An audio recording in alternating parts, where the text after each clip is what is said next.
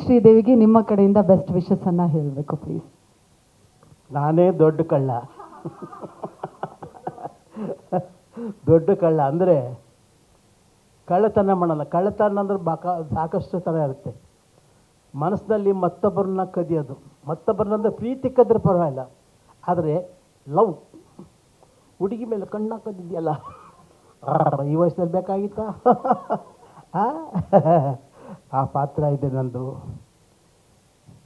ಈ ಚಿತ್ರದಲ್ಲಿ ಒಂದು ಕಥೆ ಇದೆಯಲ್ಲ, ಅದೊಂದು ಬಹಳ ಒಂದು ಕುತೂಹಲಕರವಾದ ಒಂದು ಕಥೆ.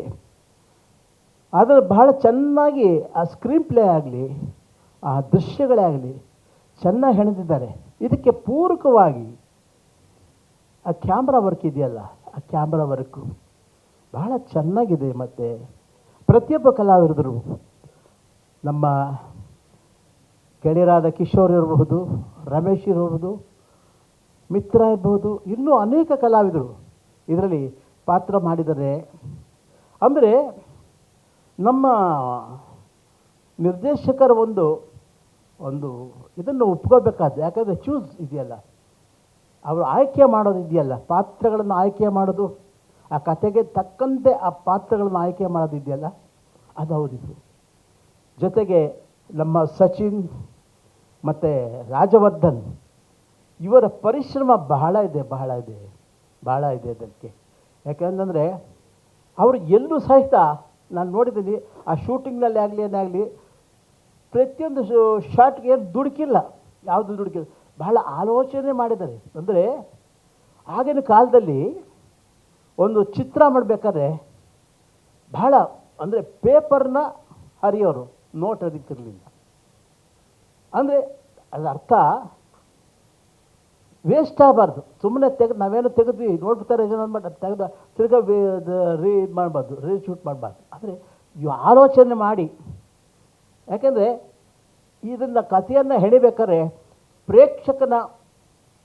ಪ್ರೇಕ್ಷಕನಾಗಿ ಕೂತು ಕಥೆಗಾರ, ನಿರ್ದೇಶಕ, ಕ್ಯಾಮ್ರಾಮನ್, ನಿರ್ಮಾಪಕರು ಇವರೆಲ್ಲ ಕೂತ್ಕೊಂಡು ಒಬ್ಬ ಪ್ರೇಕ್ಷಕನಾಗಿ ಅವರು ಕಥೆನ ನೋಡ್ತಾರೆ, ಕಥೆನ ಆಯ್ಕೆ ಮಾಡ್ತಾರೆ. ಅದು ಜನಗಳು ಅಂದರೆ ಫಸ್ಟು ಅವರ ಮನಸ್ಸಿಗೆ ಒಪ್ಪಬೇಕು. ಯಾಕೆಂದರೆ ಪ್ರೇಕ್ಷಕರಲ್ಲಿ ಅವರೊಬ್ಬರು ಪ್ರೇಕ್ಷಕರು ತಾನೆ, ಅವರದೇ ಚಿತ್ರ ತಾನೆ. ಆದರೆ ಆ ಒಂದು ಜನಗಳಿಗೆ ಯಾವುದು ಬೇಕು, ಯಾವುದು ಬೇಡ, ಮತ್ತು ರಿಪೀಟ್ ಆಗಬಾರ್ದು. ಯಾವುದೇ ಒಂದು ಪ್ರೇಮ ಕಥೆ ಆಗಲಿ, ಯಾವುದೇ ಒಂದು ಫೈಟಿಂಗ್ ಆಗಲಿ, ಯಾವುದೇ ಒಂದು ಅನೇಕ ಚಿತ್ರಗಳಲ್ಲಿ ಬರೋ ಹಾಗೆ ಮರುಕಳಿಕೆ ಆಗಬಾರ್ದು. ಆ ಥರದಲ್ಲಿ ಅಂದರೆ ಈ ಕಥೆಯಲ್ಲಿ ಆ ಥರ ಬರೋದಿಲ್ಲ. ಏನೋ ಒಂದು ದೃಶ್ಯದಿಂದ ದೃಶ್ಯಕ್ಕೆ ಪ್ರತಿಯೊಂದು ಒಂದು ವಿಭಿನ್ನವಾಗಿದೆ. ಆ ವಿಭಿನ್ನವಾದ ಆಲೋಚನೆಗಳು ನಮ್ಮ ಇವರಲ್ಲಿ ಡೈರೆಕ್ಟ್ರಲ್ಲಿ, ನಮ್ಮ ರಾಜವರ್ಧನ್ ಮತ್ತು ಅವರ ಟೀಮಲ್ಲಿ ಆ ವಿಭಿನ್ನವಾದ ಒಂದು ಆಲೋಚನೆಗಳಿದೆಯಲ್ಲ, ಅದಕ್ಕೆ ಪೂರಕವಾಗಿ ಕಥೆಯನ್ನು ಹೆಣೆದಿದ್ದಾರೆ. ಈ ಚಿತ್ರಣ ಮಾಡಿದ್ದಾರೆ ಅಂದರೆ ನಮಗೊಂದು ಹೆಮ್ಮೆ. ಯಾಕೆಂತಂದರೆ ಈಗ ನಮ್ಮ ಪಾತ್ರಕ್ಕೆ ಯಾರು ಬೇಕಾದ್ರೆ ಆಯ್ಕೆ ಮಾಡ್ಕೋಬೋದಾಗಿತ್ತು. ಆದರೆ ನಾವೇ ಬೇಕು ಅಂತ ಆಯ್ಕೆ ಮಾಡ್ಕೊಂಡ್ರೆ ಡಾಕ್ಟರ್ ರಾಜ್ಕುಮಾರ್ ಅವರ ನಂತರ ಅವರ ಸಂಸ್ಥೆಯಲ್ಲಿ ಬಿಟ್ಟರೆ, ಅವ್ರ ಸಂಸ್ಥೆಯಲ್ಲಿ ಯಾವತ್ತೂ ಅಷ್ಟೇ ಉಮೇಶ್ ಅವರೇ ಬೇಕು ಅಂತಿದ್ರು. ಅದೇ ಥರ ಇವರು ನಿರ್ದೇಶಕರು ನಮ್ಮ ರಾಜವರ್ಧನ್ ಮತ್ತು ಸಚಿನ್ ಅವರೆಲ್ಲ ಯೋಜನೆ ಮಾಡಿ ಈ ಪಾತ್ರಕ್ಕೆ ನಾನೇ ಬೇಕು ಅಂತ ಆಯ್ಕೆ ಮಾಡಿಕೊಂಡಿದ್ದಾರೆ. ಅದು ಅವರ ದೊಡ್ಡತನ ಎತ್ತಿ ತೋರಿಸುತ್ತೆ.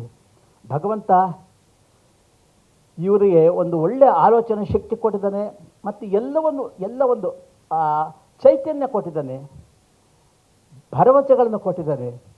ಅದಕ್ಕೆ ಪೂರಕವಾಗಿ ಈ ಕಥೆಯನ್ನು ಬಹಳ ಚೆನ್ನಾಗಿ ಮಾಡಿದ. ಒಂದು ಸಸ್ಪೆನ್ಸ್ ಒಂದು ಹುಡುಗಿ ಕೊಲೆ ಆಗತ್ತೆ, ಅದು ಯಾರು ಮಾಡಿದ್ರು ಗೊತ್ತಿಲ್ಲಪ್ಪ, ನಂಗಂತೂ ಗೊತ್ತಿಲ್ಲ. ನಿಮ್ಗೆ ಗೊತ್ತೇನಮ್ಮ? ನೀನು ಗೊತ್ತಿರುತ್ತೆ. ಆ ಥರ ಚಿತ್ರ ಮಾಡಿದ್ದಾರೆ. ಇದು ಸೆಪ್ಟೆಂಬರ್ನಲ್ಲಿ ಬಿಡುಗಡೆ ಆಗುತ್ತೆ. ನಾವು ಹೇಳೋದಕ್ಕಿಂತ ನೀವು ಥಿಯೇಟ್ರಲ್ಲಿ ಕೂತು ಅದನ್ನು ಆನಂದಪಡಿ, ಅದನ್ನು ಆನಂದಿಸಿ. ಅಷ್ಟೇ ಅಲ್ಲ, ನಮ್ಮ ಇಡೀ ಕನ್ನಡ ಪ್ರೇಕ್ಷಕರು, ಇಡೀ ಕರ್ನಾಟಕದ ಎಲ್ಲ ಪ್ರೇಕ್ಷಕರು ಈ ಚಿತ್ರವನ್ನು ನೋಡಿ ಆಶೀರ್ವಾದ ಮಾಡಬೇಕು. ಮತ್ತು ಯಾಕೆಂದರೆ ಒಂದು ಚಿತ್ರ ಚೆನ್ನಾಗಿ ಹೋಯ್ತು ಅಂದರೆ, ಕನ್ನಡ ಚಿತ್ರ ಹೋದರೆ ಅದಕ್ಕೆ ಅನೇಕ ಒಂದು ತಂತ್ರಗಾರರಿಗೆ ಮತ್ತು ಕಲಾವಿದರಿಗೆ ಎಲ್ರಿಗೂ ಕೆಲಸ ಸಿಗುತ್ತೆ.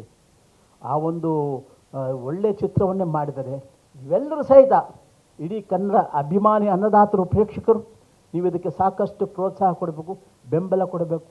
ನೀವು ನೋಡಬೇಕು, ಥಿಯೇಟ್ರಲ್ಲೇ ನೋಡಬೇಕು. ತಪ್ಪಿಬಿಟ್ಟು ನೀವು ಇದರಲ್ಲಿ ಮೊಬೈಲ್ ನೋಡಬೇಡಿ, ಹುಷಾರು. ನೀವು ನೋಡಿದ್ಮೇಲೆ ನಿಮ್ಗೆ ಗೊತ್ತಾಗುತ್ತೆ. ಯಾಕೆಂದರೆ ನಾವು ಹೇಳೋದಕ್ಕಿಂತ ಆ ಕಣ್ಣಿನಲ್ಲಿ ನೋಡಿ ಆ ಮನಸ್ಸಿನಲ್ಲಿ ಆಸ್ವಾದಿಸೋದು ಇದೆಯಲ್ಲ, ಅದು ಭಾಳ ಬೇರೆ. ಆದ ಆನಂದವೇ ಬೇರೆ.